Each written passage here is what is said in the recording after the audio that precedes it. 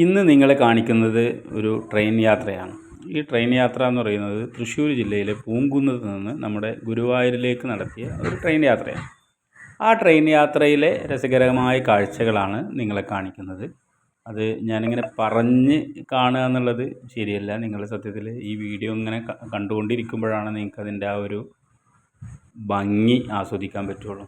കാരണം നമ്മളെ പൂങ്കുന്നത്ത് നിന്ന് ഗുരുവായൂരിലേക്ക് പലരും യാത്ര ചെയ്തിട്ടുണ്ടാവും. പക്ഷേ എങ്കിലും ആ ഒരു പ്രഭാതത്തിൽ രാവിലെ നടത്തുന്ന ആ ഒരു യാത്രയിൽ കാണുന്ന കാഴ്ചകൾ അതൊരു വല്ലാത്തൊരു നമ്മുടെ മനസ്സിന് ഭയങ്കര ഒരു പോസിറ്റീവ് എനർജി നൽകുന്ന കാഴ്ചകളാണ്. കാരണം ഒരുപാട് നല്ല നമ്മുടെ യാത്രയുടെ ഇരു ഭാഗങ്ങളിലായിട്ട് നല്ല നിറഞ്ഞ പച്ചപ്പുകൾ, പാടങ്ങൾ കാണാം, തോടുകൾ കാണാം, അതുപോലെ തെങ്ങിൻ തോപ്പുകൾ കാണാം. അങ്ങനെ വളരെ നല്ല നമ്മുടെ മനസ്സിനെ ഇങ്ങനെ ഭയങ്കരമായിട്ട് ഒരു എന്താ പറയുക, ഒരു പോസിറ്റീവ് എനർജി നൽകുന്ന നല്ല നല്ല കാഴ്ചകളാണ് ഈ ചെറിയൊരു ഗ്യാപ്പിൽ ട്രെയിൻ യാത്രയിൽ നമുക്ക് കാണാനാകുന്നത്.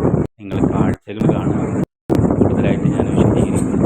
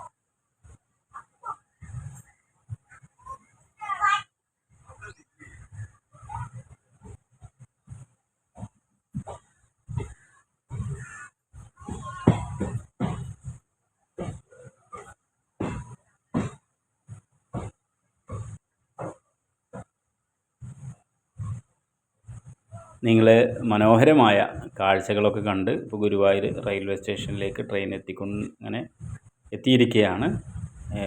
ഗുരുവായൂർ റെയിൽവേ സ്റ്റേഷൻ നവീകരണ പ്രവർത്തനങ്ങൾ നടന്നുകൊണ്ടിരിക്കുകയാണ്.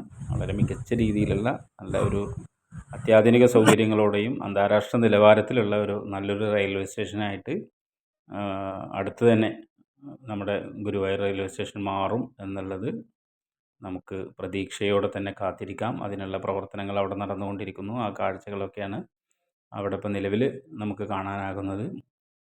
അപ്പോൾ റെയിൽവേ മേൽപ്പാലത്തിന് മുകളിൽ നിന്നെടുത്ത ദൃശ്യമാണ്. ഞാൻ യാത്ര ചെയ്ത ട്രെയിന് അവിടെ നിർത്തിയിട്ടിരിക്കുന്നതിൻ്റെ കാഴ്ചയാണിത്.